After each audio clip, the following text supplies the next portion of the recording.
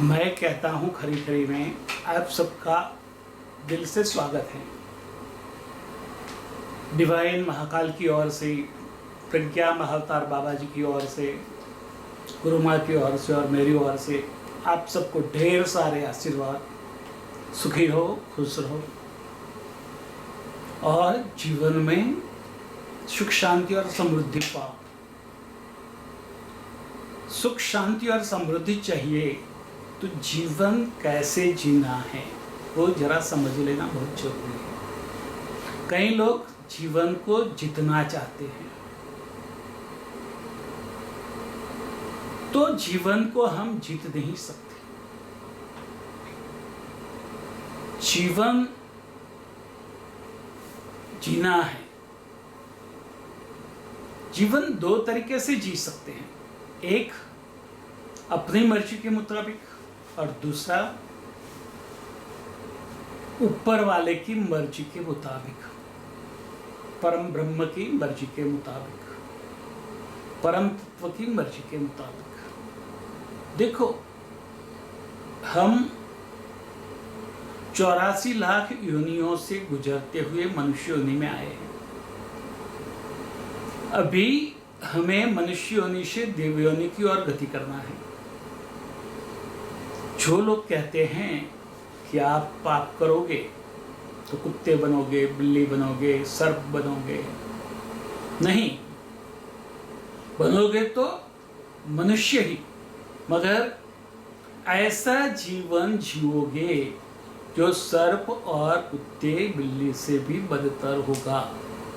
ये बात समझ लेनी जरूरी है। नियति भगवान ने हमारे हाथ में दे दी। श्री राम शर्मा जी ने कहा है, आप ही आपके भाग्य विधाता हो। बाबा ने कहा है कि आपको अपना नियति बदलने का अधिकार है, और किसी ने कहीं भी नहीं कहा कि आप अपनी नियति बदल सकते हो। बाकी सब कहते हैं कि आपकी नियति में होगा वही होगा। देखो, नियति आप बदल सकते हो। कैसे? आप कहीं जा रहे हो और आंधी आ गई। आंधी आना वो नियति था, नियति है, मगर वो आंधी का सामना करना या आंधी चली जाए तब तक साइड में रुक जाना, वो आपकी इच्छा पर है, निर्भर करता है। आप यदि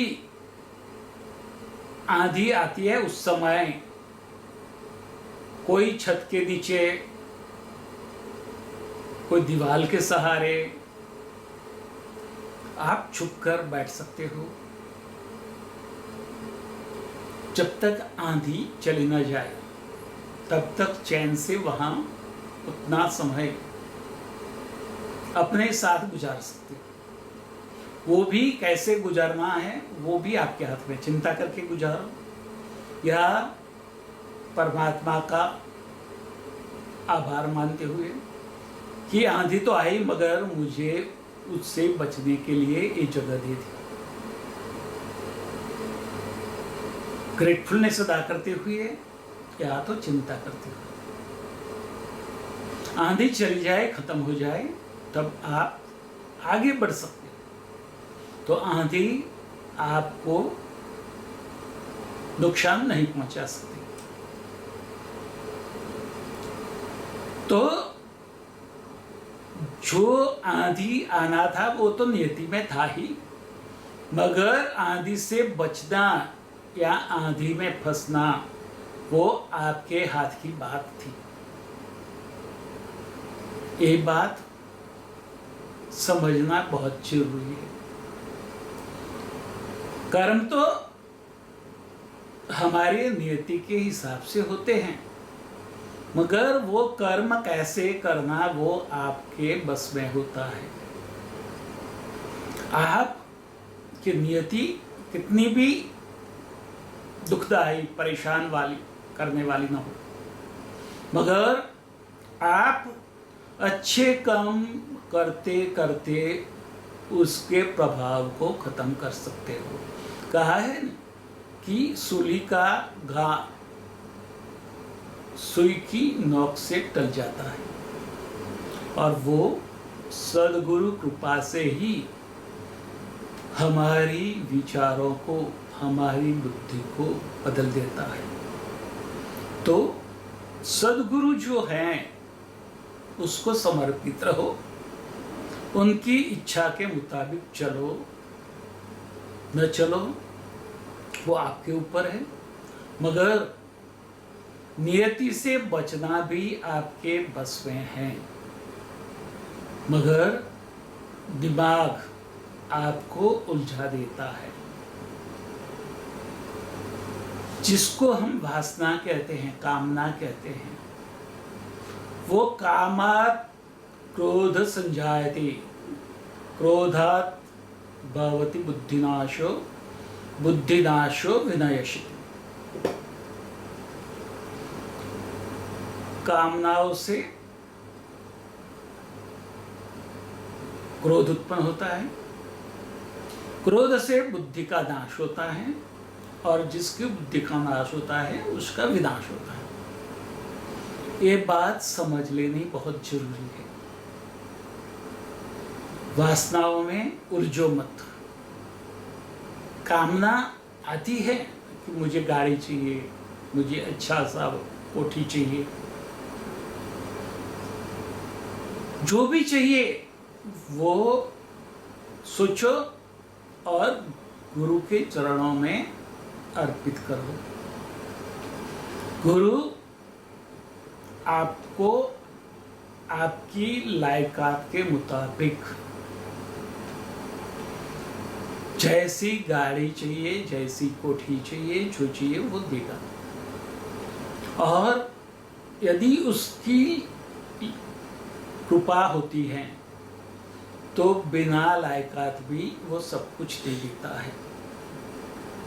वो कहते हैं ना कि छप्पर फाड़ के देता है, और छप्पर फाड़ के देता ही है। ये मेरा अनुभव है, खुद का अनुभव है, मेरा ही हाथ का अनुभव है। ये बात समझ लेनी बहुत जरूरी है, मगर समझ में आना बहुत मुश्किल है। उसके लिए गुरु कृपा चाहिए। तो नियति और कर्म, कर्म की गति बहुत गहन है। हम सोच भी नहीं सकते कि कर्म कितना गहन है। एक ही बात मैं बताता हूं कि एक पशुपालक औरत खेत में गई पशुओं के लिए घास लाने के लिए, चारा लेने के लिए। उन्होंने चारा को पकड़ा, दांती चलाई और लोही का फुव्वारा छूटा, और वो कुछ समझे उसके पहले एक मेंढक लोही से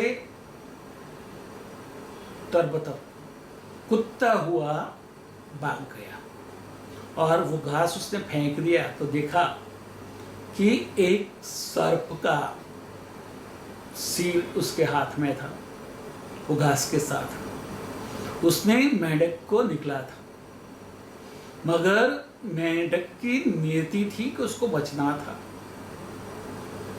तो देखो भगवान ने उसको कैसे बचाया, और सर्प को मरना था तो उसको कैसे बचाया। तो ये बात समझ में नहीं आ सकती, समझने आ जाएंगे तो उलझ जाएंगे। मगर कर्म जो हैं वो करते जाओ, और उसके फल को भगवान के ऊपर छोड़ दो, कैसा फल देना है। मेंढक को बचाना था, वो औरत गई और उसकी इच्छा भी नहीं थी कि वो सांप का गला काट दें। उसको पता ही नहीं था कि इसके बीच में सर्प है। उसने ऐसे ही घास को पकड़ लिया क्योंकि उसको जल्दी थी, वापिस जाना था, और दांती चलाती। सोचो, जो भी हुआ कैसे हुआ, ये घटना कैसे घटी, उसको समझने जाओगे तो उलझ जाओगे। तो मेंढक के ऊपर प्रभु की कृपा थी, और ये औरत भगवान के रूप में मेंढक के लिए आई थी, सर्प के लिए वो यम के रूप में आई थी। औरत तो वही थी, वो मेंढक के लिए भगवान थी और सर्प के लिए यमदूत थी। सोचो किसके लिए क्या है। औरत एक ही है, मगर वो सर्प के लिए यमदूत और मेंढक के लिए देवदूत। तो ये बात समझने जाए तो समझना बहुत गहन है। बोलते हैं कि शैतान हर जगह है, तो भगवान कहाँ है? यदि भगवान हर जगह है तो शैतान कहाँ है? तो एक बात से थोड़ी कही बात आपकी समझ में आ सकती है कि एक व्यक्ति के लिए भगवान हो सकती हैं और दूसरे के लिए शैतान भी हो सकती है। एक खलीफा थे, वो अल्लाह की इबादत में रत रहते थे, सबका भला चाहते थे। दिन में वो कुरान की प्रतियां लिखते थे,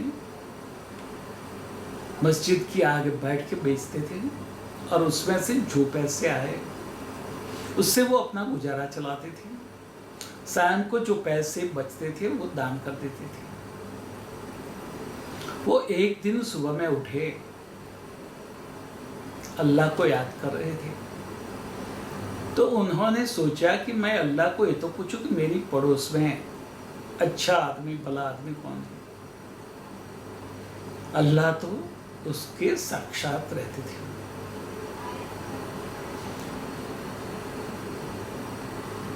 खलीफा ने अल्लाह को पूछा कि मेरा आसपास में सबसे भला आदमी कौन है? तो अल्लाह ने कहा तेरा पड़ोसी। वो बहुत खुश हुए कि चलो बहुत अच्छा पड़ोसी मिला है, मैं उसका शुक्रगुजार हूँ। वो पूरे दिन इबादत करते रहते थे, कुरान की प्रतियां लिखते रहते थे और बेच के अपने जीवन निर्वाह कर रहे थे। दूसरे दिन उसने सोचा कि मैं ये तो जान लूं कि मेरे आसपास सबसे शैतान आदमी कौन है। तो वो दिन उसने अल्लाह को पूछा कि हे अल्लाह ताला, मेरे पास में सबसे शैतान आदमी कौन है? तो अल्लाह ने कहा तेरा पड़ोसी। तो खलीफा ने कहा कि कल तो आपने बताया था कि वो सबसे अच्छा आदमी है, और आज आप कह रहे हो वो सबसे बड़ा शैतान है। बोले कि हाँ सही है, वो कल वो सबसे अच्छे विचार कर रहा था सुबह सुबह में, और आज वो सबसे बुरे विचार कर रहा है, शैतानी विचार उसके मन में चल रहे हैं। तो शैतान और देव अपने दिमाग में ही है। अच्छाई और बुराई कहीं और नहीं है, हमारी दिमाग में ही है। दिमाग को कैसे चलाना, अच्छाई की ओर ले जाना या बुराई की ओर ले जाना, वो हमारे बस में है। हम यदि हमारे सद्गुरु के आदेश के हिसाब से जीवन जीते हैं तो हमारा दिमाग हमेशा अच्छाइयों के प्रति आकर्षित रहेगा। ये बात समझ लेनी बहुत जरूरी है। गुरु की कृपा, जीवन में गुरु का स्थान क्यों जरूरी है, ये समझना भी हमारे लिए बहुत मुश्किल है, मगर नामुमकिन नहीं। तो गुरु को समझो, गुरु को तरासो मत। तरासने जाओगे तो आप उलझ जाओगे, आप फंस जाओगे। सिर्फ गुरु जो कहते हैं उसको अपने जीवन में उतारो, उसके हिसाब से जीवन जियो, और जीवन में जो भी चाहिए वो गुरु ही दे सकता है। कहते हैं कि समाज में बहुत ही बुद्धिशाली लोग हैं, बहुत ही मेहनती लोग हैं और बहुत ही पढ़े लिखे लोग हैं। मगर सोचो, बहुत ही बुद्धिशाली लोग हैं तो वो भी अपने जीवन में परेशान है, उसके पास कुछ नहीं है, वो दर दर भटकते हैं। बुद्धि होना जरूरी है, मगर बुद्धि के साथ गुरु कृपा यदि मिल जाती है तो सब कुछ मिल जाता है। मेहनत तो मजदूर भी करते हैं, मगर मांड शाम को वो एक टंकी रोटी पाते हैं, और कई लोग कुछ भी नहीं करते फिर भी बहुत कुछ उनके पास है। उसके लिए समझने में दिमाग लड़ाना, वो समय को बर्बाद करना है। बहुत मेहनती लोग भी बहुत ही तवंगर नहीं होते, वो भी परेशान होते हैं, मगर जिसके ऊपर गुरु की कृपा होती है वो सब कुछ पा लेता है। जिसके पास टेक्निक है वो भी सबसे आगे होना चाहिए, अगर वो भी कहीं जॉब कर रहा है, और जिसके पास कुछ भी नहीं है वो उसको काम पे रख के पैसा कमा रहा है। तो ये सारी बातें यदि हम समझने जाए तो हम उलझ जाएंगे। वो समझना बहुत ही मुश्किल है, हमारी दिमाग से परे हैं। गुरु कृपा से ही ये बात समझ में आ सकती है कि जो चाहे वो गुरु कृपा से मिलता है, और गुरु ही आपको कर्म के बंधन से मुक्त कर सकता है, भगवान भी नहीं। क्योंकि भगवान ने तो कायदा बनाया, क्या बनाया? कर्म का सिद्धांत और कुदरत का सिद्धांत, लॉ ऑफ नेचर और लॉ ऑफ कर्म। और फिर वो अपने लीला को देख रहा है, कौन कैसे जी रहा है, क्या कर रहा है, वो हंसता है, देखता है, आपके ऊपर। हमारे ऊपर। क्यों?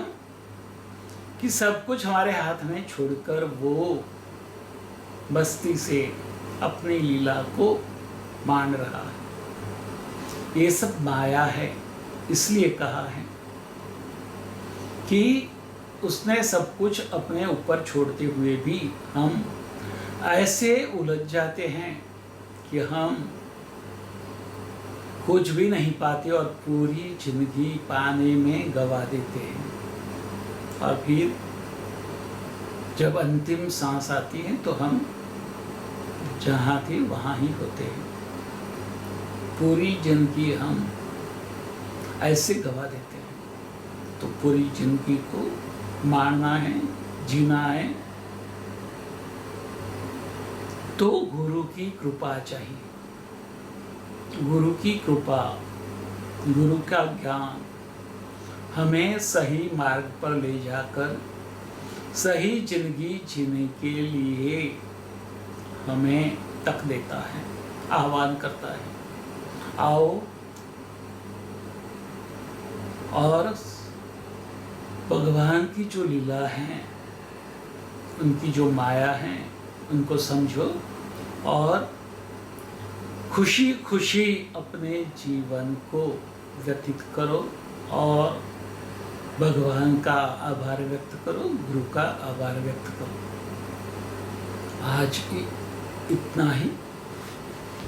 तथास्तु। सुखी रहो, खुश रहो।